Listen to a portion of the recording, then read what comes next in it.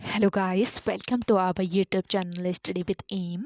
आज मैं आप सभी के लिए काफ़ी इंपॉर्टेंट वीडियो लेके आई हूँ। तो देखिए, आपके आगामी उत्तराखंड के सभी एग्ज़ाम के रिगार्डिंग आज मैं आप सभी के लिए हिंदी की क्लास लेके आई हूँ, जो कि आपके आगामी पटवारी, लेखपाल, फॉरेस्ट गार्ड व अन्य यूकेपीएससी द्वारा कंडक्ट कराए जाने वाले सभी एग्ज़ाम्स के लिए इम्पॉर्टेंट है। तो आप सभी लोग हमारी इस क्लास में स्टार्टिंग से लेकर एंड तक बने रहें। तो चलिए आज की इस क्लास को हम स्टार्ट करते हैं। स्टार्ट करने से पहले जिन लोगों ने अभी तक हमारे YouTube channel study with M को सब्सक्राइब नहीं किया है वो सब्सक्राइब कर लें। साथ ही साथ बगल में जो बेल आइकन दिख रहा है इसे भी प्रेस कर लें, ताकि हम कोई भी वीडियो डालते हैं तो उसका नोटिफिकेशन आपके पास जल्द से जल्द पहुंच जाए। आप सभी लोग हमारे टेलीग्राम चैनल को भी ज्वाइन कर सकते हैं। ये भी स्टडी विद एम के नाम से ही बना हुआ है और टेलीग्राम चैनल पर रात को 8 बजे क्विज का भी आयोजन किया जाता है। काफ़ी इंपॉर्टेंट क्वेश्चन आपको क्विज के रूप में दिए जा रहे हैं, तो आप कोई ज्वाइन कर सकते हैं। तो चलिए आज के सेशन को हम स्टार्ट करते हैं और इस सेशन का पहला क्वेश्चन है, खड़ी बोली निम्नलिखित में से किस उपभाषा के अंतर्गत आती है। देखिए, खड़ी बोली आती है पश्चिमी हिंदी उपभाषा के अंतर्गत। ऑप्शन ए इस क्वेश्चन का करेक्ट आंसर है। और उपभाषा क्या होती है? देखिए, किसी बोली में जब साहित्य रचा या फिर लिखा जाता है और बोली का क्षेत्र सूक्ष्म न होकर विस्तृत हो जाता है तो उसे कहा जाता है उपभाषा। और खड़ी बोली पश्चिमी हिंदी उपभाषा के अंतर्गत आती है। और देखिए, पश्चिमी हिंदी की सभी बोलियों का विकास कहाँ से हुआ है, पूछा जा सकता है। पश्चिमी हिंदी की सभी बोलियों का विकास हुआ है सोर सैनी अपभ्रंश से। और इस हिंदी की 5 बोलियां हैं। कौन कौन सी बोलियां हैं पश्चिमी हिंदी की?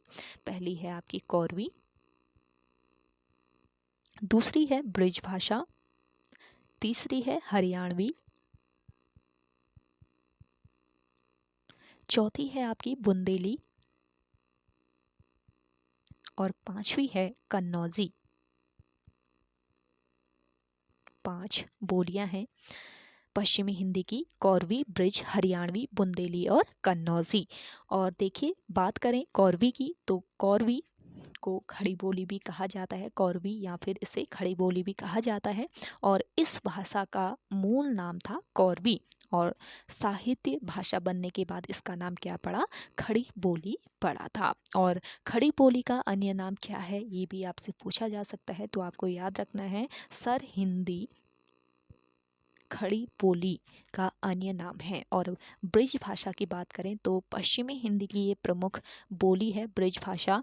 और देखिए, हरियाणवी बोली को क्या कहा जाता है? बांगरू भी कहा जाता है। मोस्ट इम्पॉर्टेंट ये पॉइंट है, बांगरू भी कहा जाता है हरियाणवी बोली को। और बुंदेली बोली ये कहाँ पर बोली जाती है? देखिए, झांसी, इसके अलावा ग्वालियर में बोली जाती है बुंदेली बोली। और कन्नौजी जो है ये कानपुर, इटावा व पीलीभीत में बोली जाती है। अगला क्वेश्चन देखेंगे, पश्चिमी जर्मनी पर एक उड़ती नज़र संस्मरण संग्रह के रचनाकार हैं।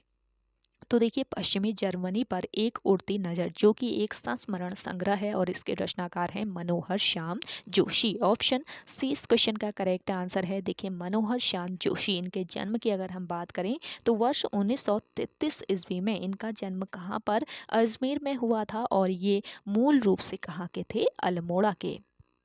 मूल रूप से ये अल्मोड़ा के थे, लेकिन इनका जन्म हुआ था अजमेर में। और इन्होंने दिनमान पत्रिका में सहायक संपादक व साप्ताहिक हिंदुस्तान पत्रिका में संपादक के रूप में कार्य किया। और मनोहर श्याम जोशी को क्याप नामक उपन्यास के लिए वर्ष 2005 में साहित्य अकादमी पुरस्कार से सम्मानित किया गया। और देखिए, लखनऊ में 21 लखनऊ, इसके अलावा पश्चिमी जर्मनी पर एक उड़ती नज़र आदि मनोहर श्याम जोशी द्वारा लिखित संस्मरण संग्रह है। और इनके द्वारा लिखित साक्षात्कार संग्रह की बात करें तो साक्षात्कार संग्रह है इनका बातों बातों में और 21वीं सदी आदि। अगला क्वेश्चन देखेंगे, निम्नलिखित में से कमल का पर्यायवाची नहीं है। तो देखिए, इनमें से कमल का पर्यायवाची कौन सा नहीं है? जलज, सरोज, नीरज, ये आपके कमल के पर्यायवाची हैं, लेकिन अम्बुद नहीं है। तो ऑप्शन सी यहाँ पे आपका राइट आंसर हो जाएगा। कमल का पर्यायवाची नहीं है इनमें से अम्बुद।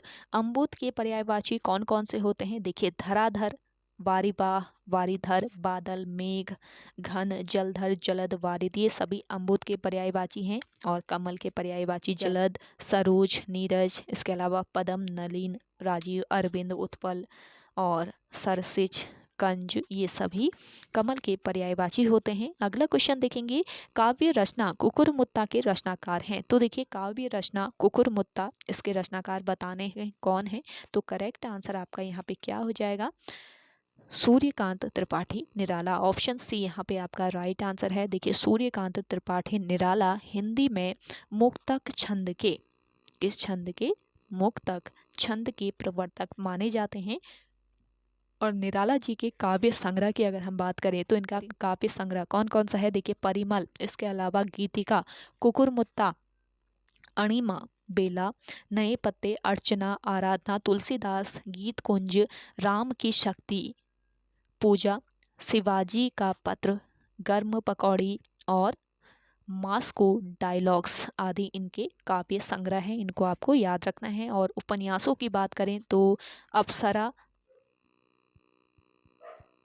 जो कि वर्ष 1931 ईस्वी में, वर्ष 1931 ईस्वी में प्रकाशित हुआ, तो इनका उपन्यास है। इसके अलावा अलका, प्रभावती, निरूपमा और काले कारनामे और बिल्ले सुर बकरियां ये सभी इनके उपन्यास हैं। और निराला जी को छायावाद का महेश भी कहा जाता है, इस पॉइंट को भी आप याद रखें। अगला क्वेश्चन है आपका, निम्नांकित में से शुद्ध वाक्य है। तो देखिए इनमें से शुद्ध वाक्य कौन सा है, मैं अनेक विद्वानों से मिला हूँ। ऑप्शन सी बिल्कुल शुद्ध वाक्य है इनमें से। अगला क्वेश्चन देखेंगे आपका, बंटी किस विधा की रचना है। तो देखिए आपका बंटी ये है आपकी किस विधा की रचना,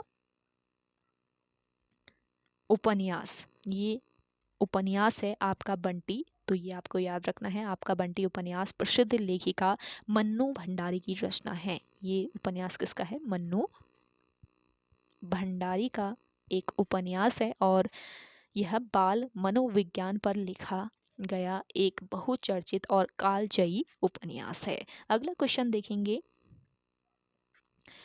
बर्बाद हो जाने पर भी अहंकार बना रहना के लिए सटीक लोकोक्ति है। तो देखिए बर्बाद हो जाने पर भी अहंकार बना रहना, इसके लिए एक सटीक लोकोक्ति बतानी है। तो क्या हो जाएगा, रस्सी जल गई पर ऐठन नहीं गई। ऑप्शन सी इस क्वेश्चन का राइट आंसर है। अगला क्वेश्चन देखेंगे, किस कवि को एक भारतीय आत्मा कहा जाता है। तो कौन से कवि हैं जिनको एक भारतीय आत्मा कहा जाता है, करेक्ट आंसर हो जाएगा माखनलाल चतुर्वेदी। ऑप्शन सी इस क्वेश्चन का राइट आंसर है। माखनलाल चतुर्वेदी की कविताएं राष्ट्रीय भावना से युक्त हैं, इसलिए इन्हें भारतीय आत्मा कहा जाता है। और देखिए हिंदी साहित्य अकादमी का प्रथम पुरस्कार वर्ष 1955 ईस्वी में माखनलाल चतुर्वेदी को इनकी काव्य रचना हिम तरंगिनी के लिए दिया गया था। किस रचना के लिए, हिम तरंगिनी नामक रचना के लिए इन्हें साहित्य अकादमी पुरस्कार मिला था, जो कि हिंदी का प्रथम साहित्य अकादमी पुरस्कार था, इसको ध्यान रखेंगे। अगला क्वेश्चन है आपका, टिप्पण का मुख्य उद्देश्य है। तो देखिए टिप्पण का मुख्य उद्देश्य क्या है, मामलों को नियमानुसार निपटाना। ऑप्शन बी यहाँ पे आपका राइट आंसर हो जाएगा। और टिप्पण क्या होता है, देखिए किसी विचाराधीन पत्र अथवा प्रकरण को निपटाने के लिए उस पर राय, मंतव्य अथवा आदेश, निर्देश दिया जाता है, उसे टिप्पण कहा जाता है। और टिप्पण को अंग्रेजी में नोटिंग कहा जाता है। और टिप्पण का मुख्य उद्देश्य मामलों को यथाशीघ्र निपटाना है। और संरचना की दृष्टि से टिप्पण कितने प्रकार के होते हैं आपसे पूछा जाए तो संरचना की दृष्टि से टिप्पण होते हैं कितने प्रकार के, 3 प्रकार के। अगला क्वेश्चन है आपका, निम्नलिखित में से कौन सा स्वर मूल स्वर नहीं है। तो देखिए इनमें से कौन सा स्वर है जो कि मूल स्वर नहीं है, करेक्ट आंसर हो जाएगा आपका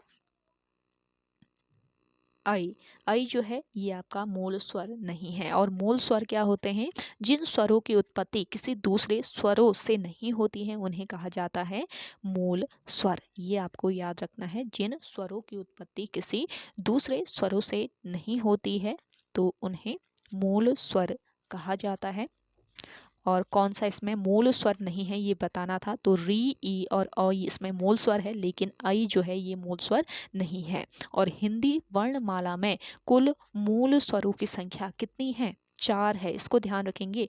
कुल 4 मूल स्वर हैं हिंदी वर्णमाला में। कौन कौन से? एक तो आपका अ हो गया, दूसरा छोटी ई हो गया, एक हो गया आपका छोटा ऊ और चौथा हो गया री। तो 4 मूल स्वरों की संख्या है हिंदी वर्णमाला में। और हिंदी वर्णमाला में कुल कितने स्वर हैं? आप सभी को पता होगा 11 स्वर हैं। इसमें से 4 जो हो गए ये मूल स्वर हैं, बाकी बचे स्वर जो हैं ये हैं संधि स्वर। अगला क्वेश्चन है आपका, उत्पत्ति के आधार पर शब्दों के भेद हैं। तो देखिए उत्पत्ति के आधार पर शब्दों के भेद हैं तत्सम, तद्भव, देशज और विदेशज। ऑप्शन ए इस क्वेश्चन का राइट आंसर है। अगला देखेंगे, निम्नलिखित में से एकार्थी शब्द है। तो इनमें से एकार्थी शब्द बताना है। एकार्थी शब्द है इनमें से गंगा। ऑप्शन ए यहाँ पे आपका राइट आंसर हो जाएगा। और एकार्थी शब्द कौन से शब्द होते हैं? ऐसे शब्द जिनका साधारणतः एक ही अर्थ होता है, कोई दूसरा अर्थ प्रकट नहीं होता, तो ऐसे शब्दों को एकार्थी शब्द कहते हैं। और देखिए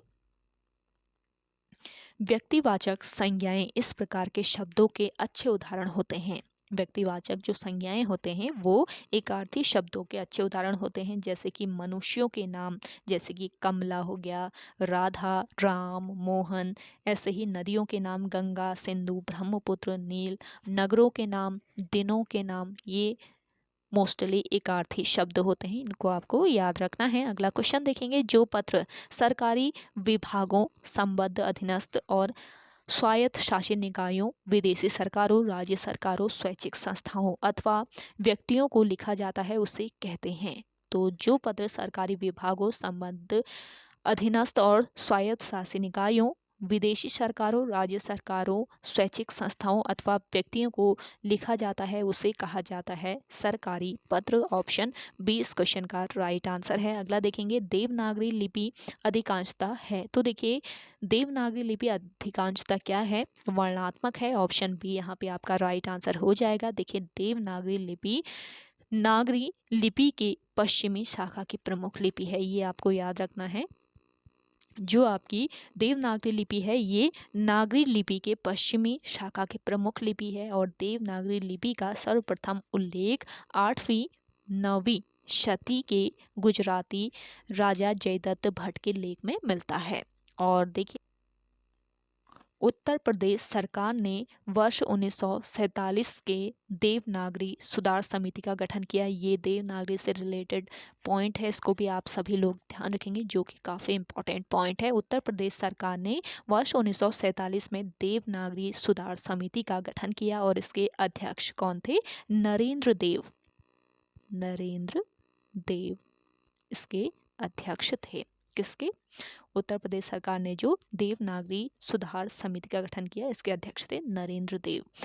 अगला क्वेश्चन देखेंगे, राजभाषा के प्रयोग का मुख्य क्षेत्र है। तो देखिए राजभाषा के प्रयोग का मुख्य क्षेत्र क्या है? यहाँ पे आपको करेक्ट आंसर बताना है। तो न्यायपालिका, विधायिका और कार्यपालिका सभी हैं, तो उपयुक्त सभी। ऑप्शन डी इस क्वेश्चन का राइट आंसर है। अगला देखेंगे, समाचार लेखन की सबसे प्रचलित, प्रभावी और लोकप्रिय शैली है। तो देखिए समाचार लेखन की सबसे प्रचलित, प्रभावी और लोकप्रिय शैली कौन सी शैली है? इनमें से करेक्ट आंसर है आपका उल्टा पिरामिड शैली। ऑप्शन बी इस क्वेश्चन का राइट आंसर है। अगला क्वेश्चन देखेंगे, निम्न वाक्यों में से संयुक्त वाक्य है। तो देखिए इन वाक्यों में से संयुक्त वाक्य कौन सा है? आपने परिश्रम किया और उत्तीर्ण हो गए, ये आपका है संयुक्त वाक्य। ऑप्शन डी इस क्वेश्चन का राइट आंसर है। अगला क्वेश्चन देखेंगे, निम्नलिखित में से तत्सम शब्द है। तो इनमें से आपको तत्सम शब्द बताना है। तो करेक्ट आंसर क्या हो जाएगा?